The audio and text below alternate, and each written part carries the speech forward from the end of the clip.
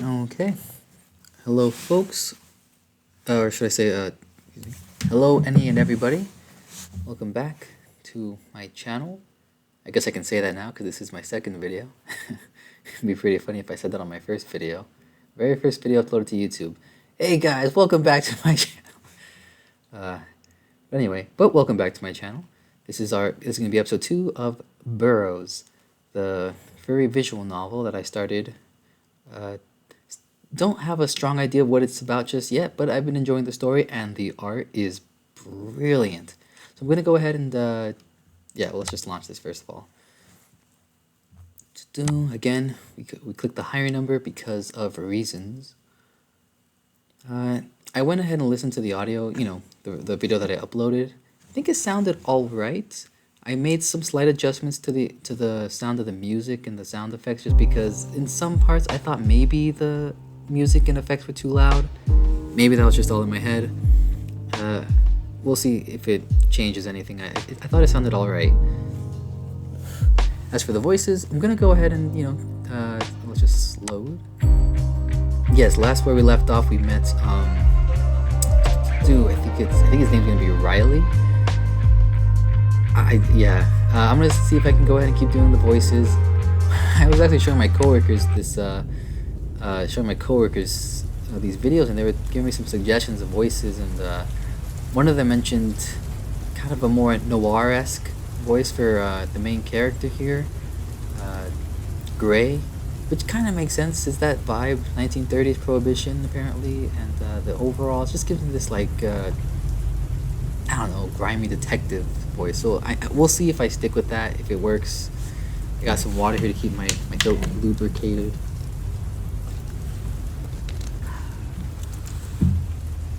But try to do that deeper voice for this gentleman.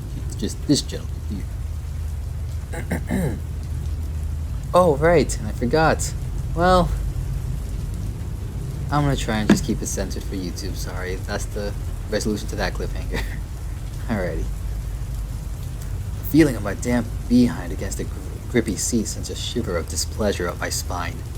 I shake it off and look at the rabbit who's staring back expectantly. Anything I can get you, sir? Our bar is fully stocked with only the finest imported liquors. And only the finest service to go with it. Now, where was this service when I first got here? I might as well take a shot in the dark. Can you make me a gimlet? A gimlet? In addition to not swearing, I don't drink, so I don't know my alcohols. Gimlet. Can you make me a gimlet? That's definitely how you pronounce it. Surely. Do you mind if it's on the sweeter side?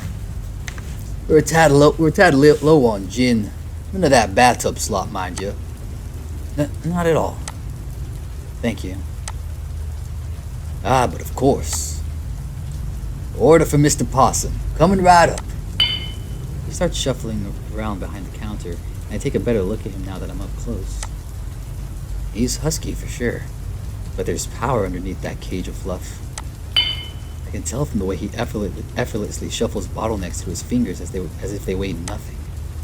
I imagine it simply comes with the job in this part of town, though he'd make a better bouncer than a bartender.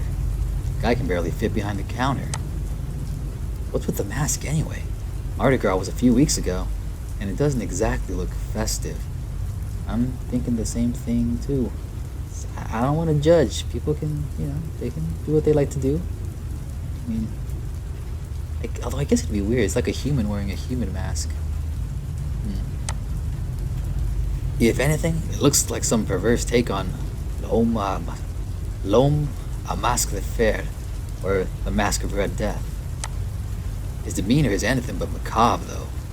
I'm just looking for excuses not to like this fellow. He occasionally looks back at me, blocking my stares. I expect at least a glimmer of disgust, the kind of homophobic recoil I've grown used to. Instead, he's still pleasantly smiling at me. He clearly takes pride in his showmanship, gliding with ease from bottle to bottle.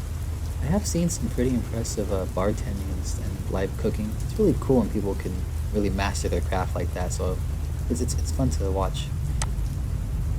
It's like some sort of dance. It's nice, seeing someone who found what they were clearly meant to do. Some people can just make it work. With a gentle pour into a gold-rimmed cocktail glass, he finishes the drink, garnishing it with a thinly sliced lime wedge. It looks amazing. Please enjoy. Thanks. I take a slow sip, letting the taste of alcohol linger on my tongue for a few seconds before I gulp it down. In mere seconds, 12 years of sobriety get thrown out the window. I'm sure my sister would be seething right now if she could see me. Good. The sweetness is chased by that familiar burn that the strong stuff always delivers. Most places here water their drinks down, so this is a nice change of pace. After the tingling in my throat subsides, I relax my shoulders, feeling calm for the first time in days, maybe weeks. Alright, before this hits my brain, let's go over everything one more time, just to be sure. First, they'll find the note on my bed. I'm sure Simone will be mostly confused. Eden, 18... You know what? I googled that name. You know, I'm gonna do this. Sorry, I'm pausing, because I wanted to figure out how to pronounce it. Just a second. How to pronounce this name.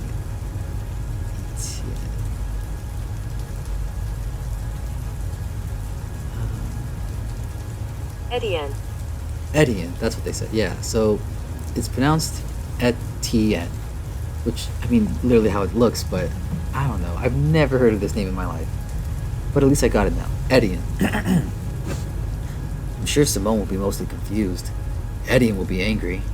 Neither will believe it. No telling what John will say. Either way, they'll probably try looking for me right away. I'm gonna head east, find some tall trees well away from the roads. And then... Oh. I just realized what he might be implying there. That's pretty serious. I look up and notice the bartender staring intently at me. I guess I got lost in thought. Seriously? Jeez, this guy sounds like he's contemplating something really serious. Shouldn't he be used to folks drowning their sorrows in booze by now? I don't mean to pry, but... Thoughts been troubling your boss? Oh, he calls him boss. Oh, great. He's the chatty type. Yeah, you could say that. I'm not keen on bearing my soul to a random barkeep, friendly or not. At least I can feel myself drying off. Naturally. A solemn little possum slinking out of his den to drink his problems away. And on a night like this, I'm trying to focus on the deep bassiness. It looks like him. And on a night like this, you'd have to be down on your luck.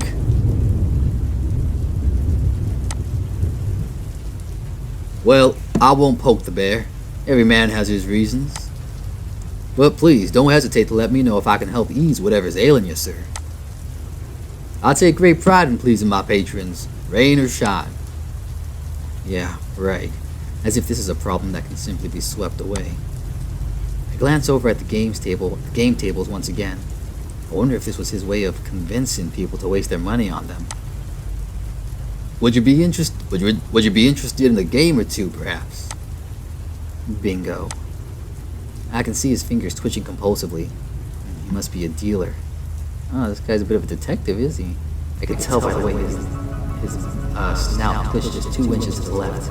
He's allergic to daffodils. And of course, the way he left one button unbuttoned on his collar shirt. A little bit like a guy who likes to rush. I don't know, something like that. I can tell by the way that he blinked a quarter of a second too slow. Sorry. Sorry, not my vice. Such a curious thing, those vices. They can be a man's destruction or his salvation, depending on the day.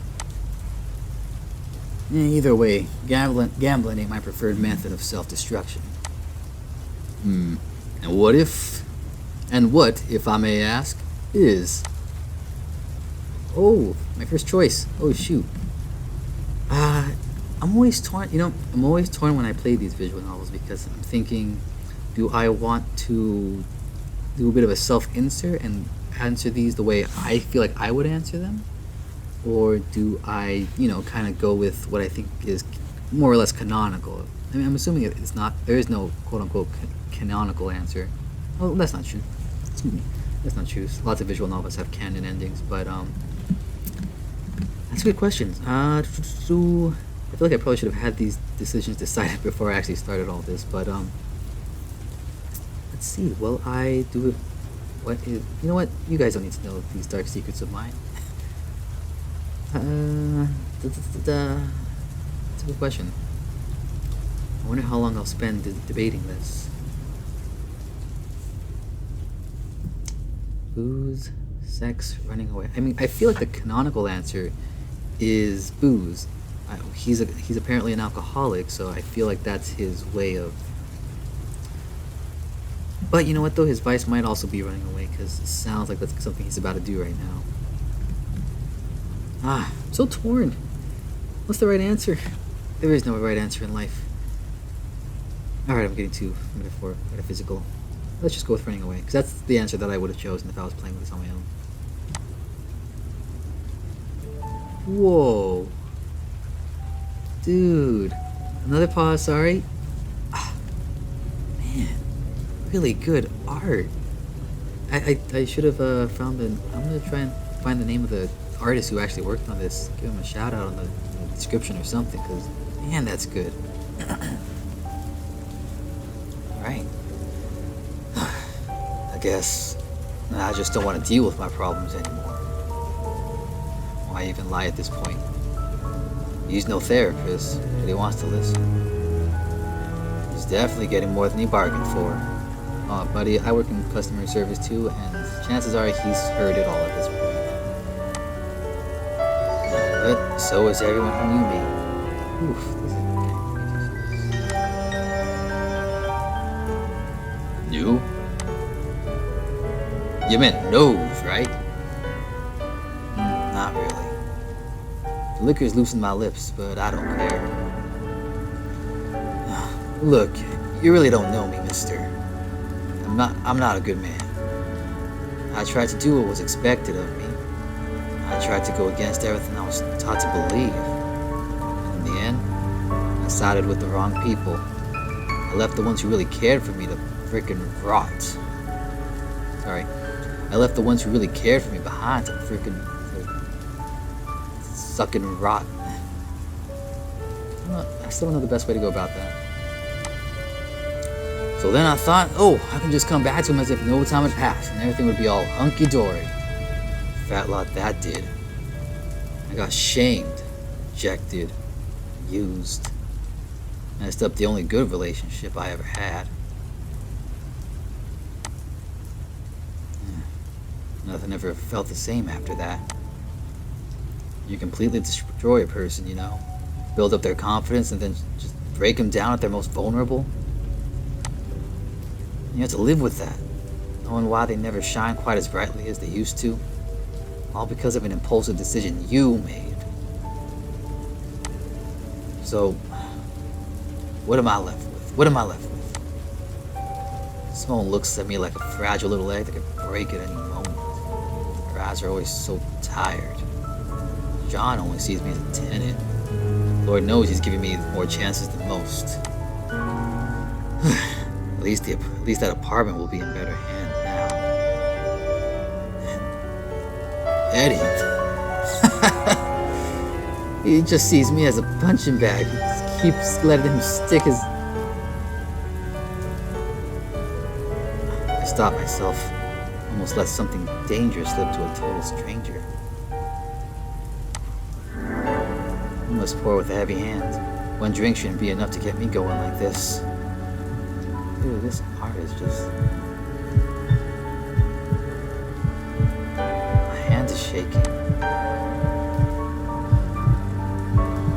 Wait a second. I squeeze my eyes shut as my breathing gets heavy. Not right now. Stop. Oh, is he crying? I thought he was about to get drugged.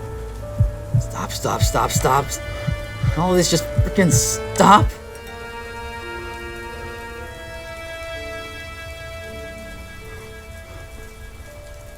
Oh.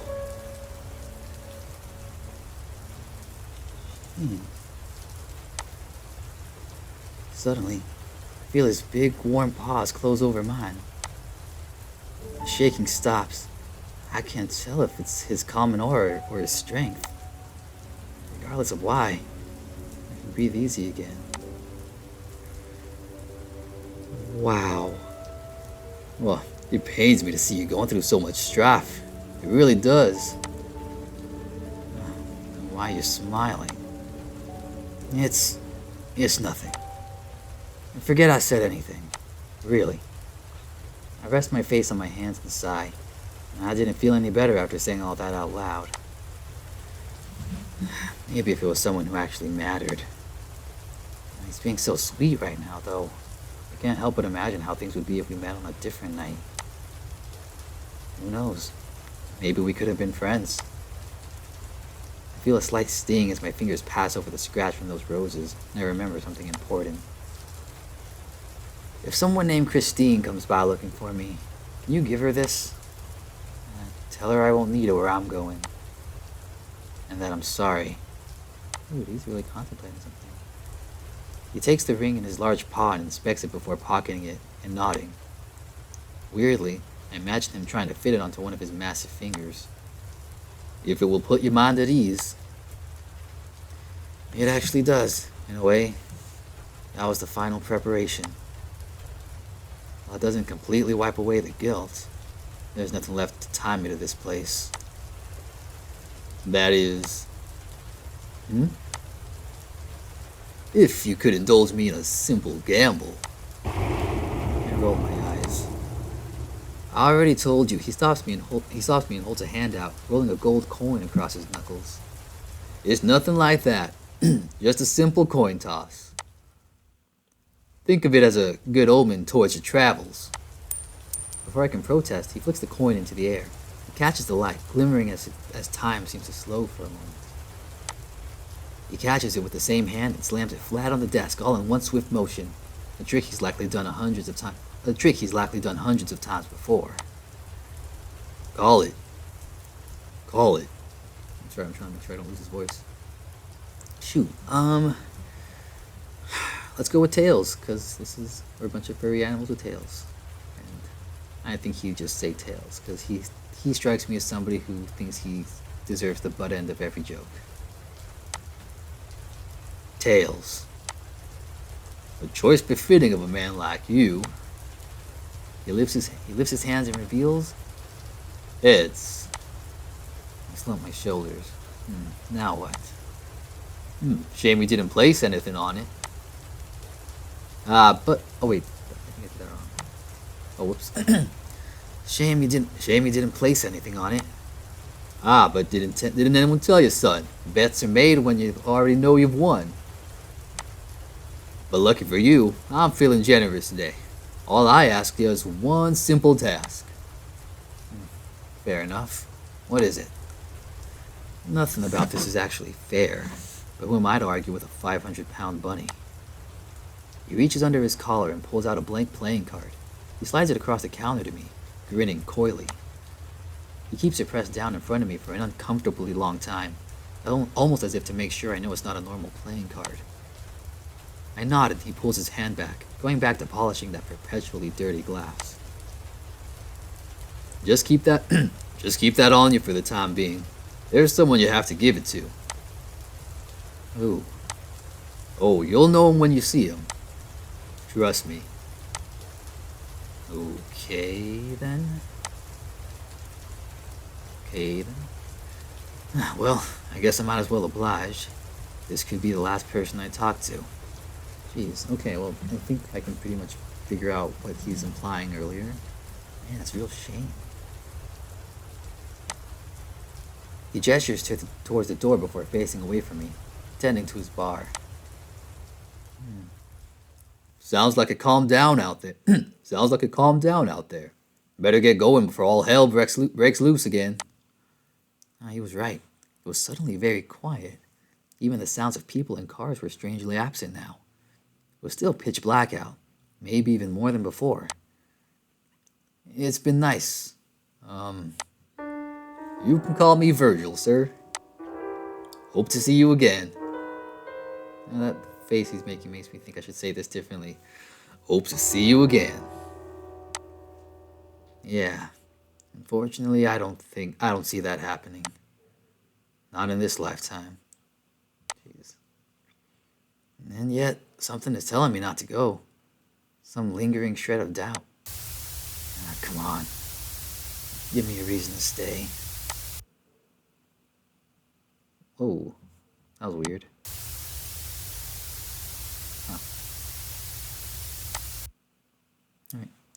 Right. I'll be going now, Virgil. Tell me not to go. Oh, I see. See you around, Mr. Possum. You won't. Doesn't anyone realize they won't? Defeated, I get up and head for the door. Even though I want to leave, I feel a sinking pit in my stomach. Like something awful is waiting for me on the other side. I've already made up my mind about it. There's no point in pussyfooting or I've already made up my mind about it. There's no point in pussyfooting. Sorry, I guess I just can't say this word. I've already made up my mind about it. There's no point in pussyfooting around this. I take a deep breath and march towards the door defiantly. What is this feeling? I get about halfway before my legs feel heavy, as if I'm wearing sandbags around my ankles. I almost fall from the sudden resistance, but I take a deep breath and keep pushing. The room almost seems to stretch away from me. I try to look behind me, but the view of the room refuses to change. Fixed at one point like a painting. This is getting kind of creepy. I'm playing this alone in my garage because it's the quietest place in my house. My head starts pounding. Was I really that much of a lightweight? Or... I suddenly feel the intense glare of a predator burning in my blind spot. Shoot, this is making me... Oh my gosh! Holy cow! Goodbye... I don't even know how to read that. What the heck? Okay, I'm skipping. Holy crud, a primal sense of dread forces me back around and I sprint towards the door, ignoring the burning in my thighs from what feels like lifting hundreds of pounds with each step. The hallway keeps stretching an impossible distance, but I can't stop moving. Not with that thing behind me. Jeez! And he's turned to jelly and I collapse. I can barely catch my breath. My heart is beating out of my chest. What the hell is going on? Did he put something in my drink after all? Am I going to die here like this? No, not like this. On my terms. I grab the dirty carpet and pull myself off the floor. The door seems to have stopped moving away, almost seeming to do so out of pity. The bastard. I start crawling, pain shooting through my knees each time they come down. Tears are burning down my face, and I resist the urge to vomit. Oh my gosh! Time loses all meaning as I pathetically inch forward. Darkness fades into the sides of my vision. The idea of blacking out is sounding better and better by the second. But I can't. Something is telling me not to give in. I feel something burning against my leg. Something in my pocket. I take another deep breath and gather all my remaining energy for one final dash. The shadows in the room seem to warp into exaggerated shapes as I lean forward into a sprinting position. The gravity on me is suddenly released and I sail towards the door. I make contact with the knob and the room is flooded with intense red light. An impossibly loud siren blares behind me. I barely register any of it and fling the door open. The same inky black that seemed to surround the building before is now staring me in the face. I swear I can see it blink. And just like that, it's all around me. Okay, hold on. I need to...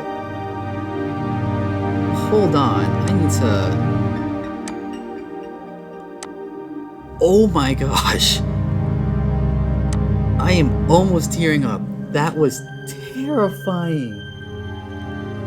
Why am I playing this in my garage at night? I kind of want to go back because I feel like I missed the dialogue, but I don't want to see that picture again. Oh gosh, okay, you know what? I'm gonna be brave. Let's do this together, right? You and everybody that's watching, right? Tons of you? Okay. Oh my freaking gosh! Yeah, there was something like... How do I go back? Oh my freaking gosh.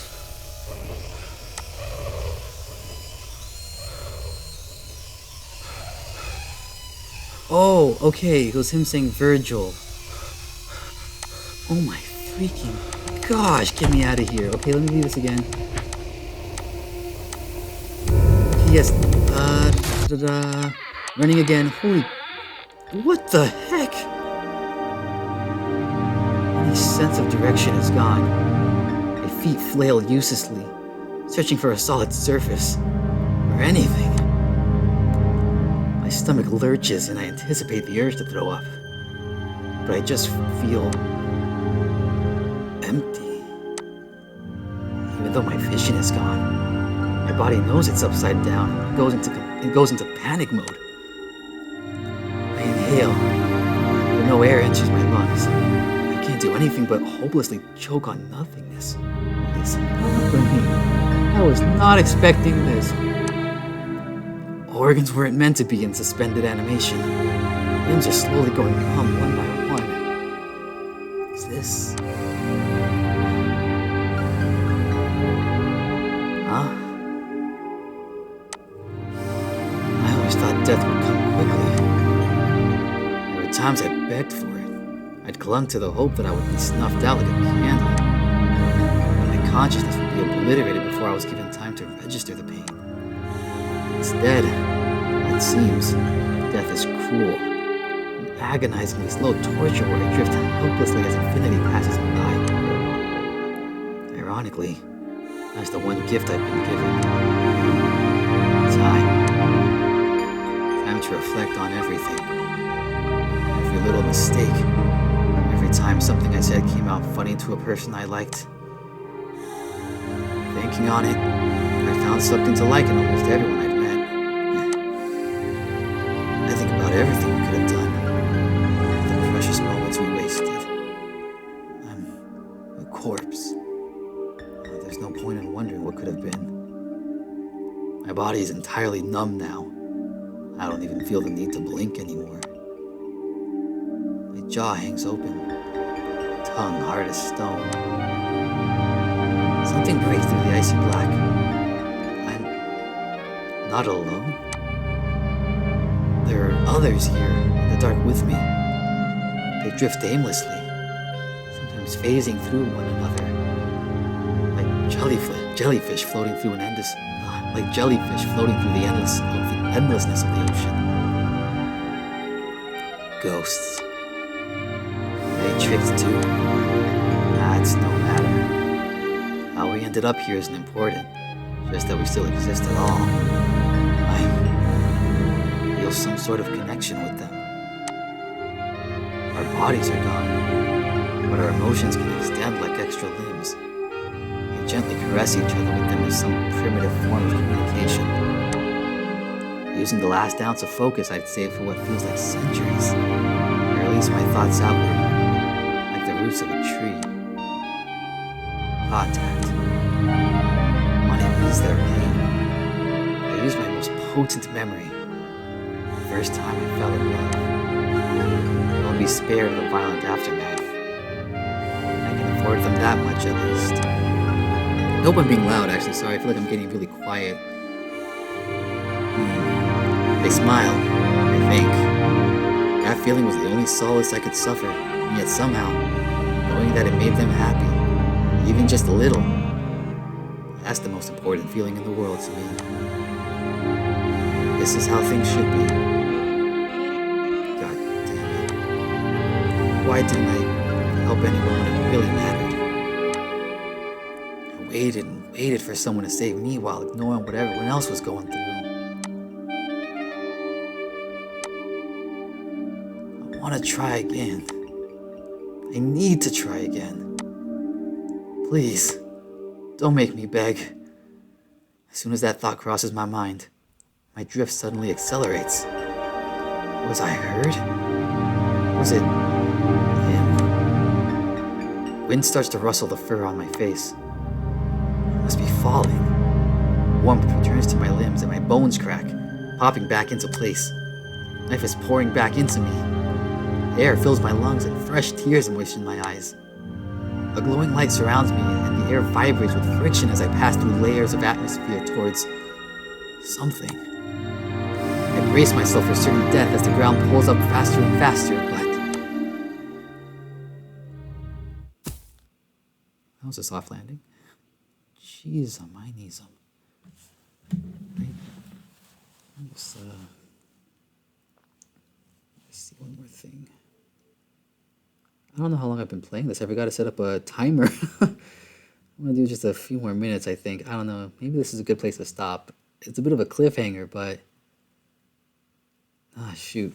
Maybe I can do this in 2 parts, because I do have to keep playing tonight. There's no way I can stop. So this might be the end of a part 1, because I don't want to make like a super long, incredibly long video. But I'm going to go right back into playing this. You guys might get 2 videos in one night, because holy cow...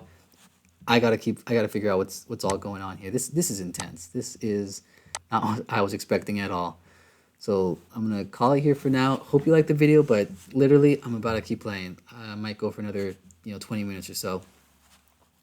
I don't even know what to say. I hope you guys liked my new attempt at the voices. Like I said, if anybody, feel free if you have any suggestions. I'm gonna fine tune them, see if I can get into a comfortable mode to keep this going.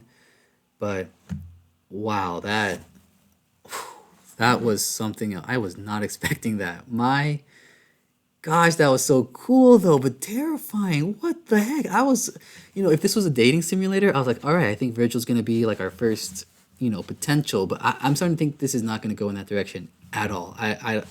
Wow. All right. I will see you guys in the next one.